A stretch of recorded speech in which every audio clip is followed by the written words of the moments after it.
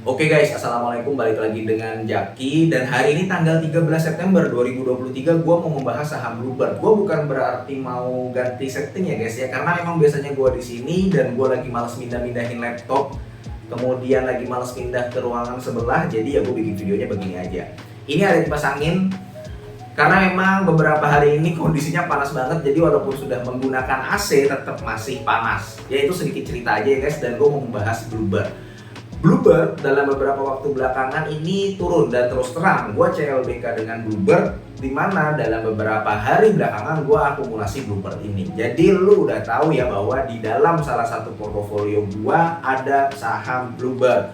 Kenapa gue suka? Begini, yang pertama ekuitasnya jumbo. Kita tahu lah market cap dia 4,8 triliun. Ekuitasnya dia 5 triliun, artinya kita membayar hal yang lebih murah daripada ekuitasnya itu sendiri.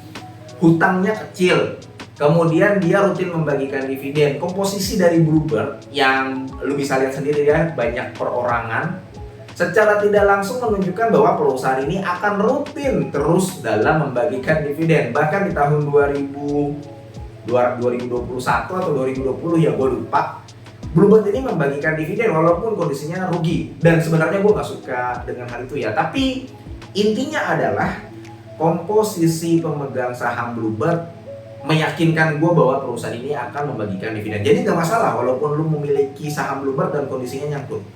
Kemudian yang gue suka dari Bluebird adalah manajemennya itu gak tinggal diam. Jadi dia selalu mau kompromi dengan perkembangan zaman. Dia mau join dan gabung dengan Gojek juga. Kemudian dia ketika saat ini nih, baru-baru ini bahkan manajemennya meluncurkan anak usaha baru yang namanya birdmobil.id.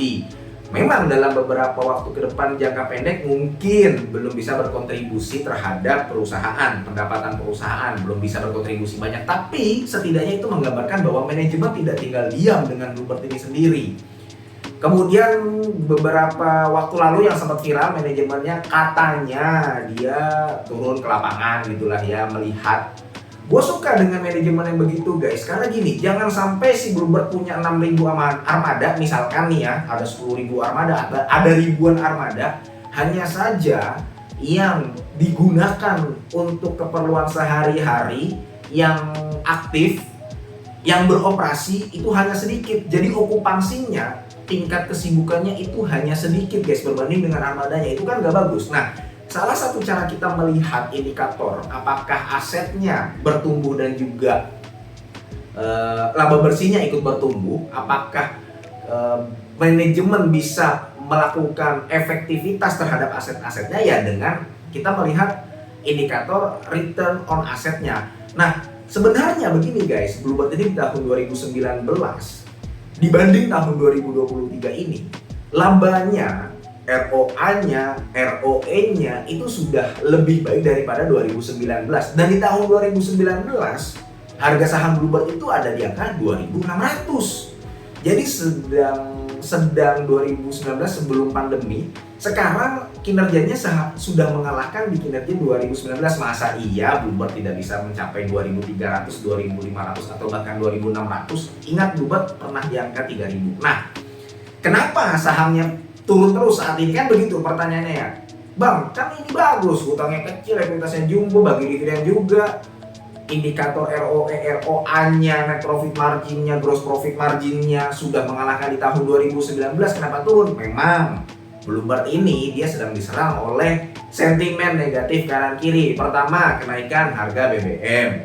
Kedua, ada konflik internal di manajemennya. Ketiga, ya, ada informasi bahwa diharuskan perusahaan-perusahaan melakukan WFH. Ingat nggak belakangan ini ada informasi polusi banyak. Nah, si Bluebird ini lagi dihajar sentimen kanan kiri. Di samping itu memang naiknya sudah tinggi banget sejak year to date tahun 2023. Nah, makanya si Bluebird ini cooling down dulu. Di saat dia lagi turun begini, ya gue dalam beberapa hari terakhir melakukan akumulasi. Itu guys. Jadi harapan gue Bluebird ini paling tidak di 2024 nanti perusahaan bisa mencatatkan laba yang lebih tinggi dari tahun 2023, semakin bertumbuh, karena secara bisnis sebenarnya Bluebird masih berpotensi untuk bertumbuh, di mana dia ya walau dia masih ramai di wilayah Jawa, Sumatera gitu ya. Kalau kita lihat di wilayah Bali, Sulawesi, Kalimantan ya belum banyak, karena memang belum banyak penduduk juga di sana. Mau ngangkut siapa ntar? Tapi itu membuktikan bahwa perusahaan ini masih ada potensi untuk berkembang. Seperti itu guys. Jadi mudah-mudahan video ini bermanfaat, semoga lu sehat selalu sehingga kita bisa bertemu kembali di video-video selanjutnya. Ini bukan ajakan jual beli guys. Gua akhiri, wassalamualaikum warahmatullahi wabarakatuh.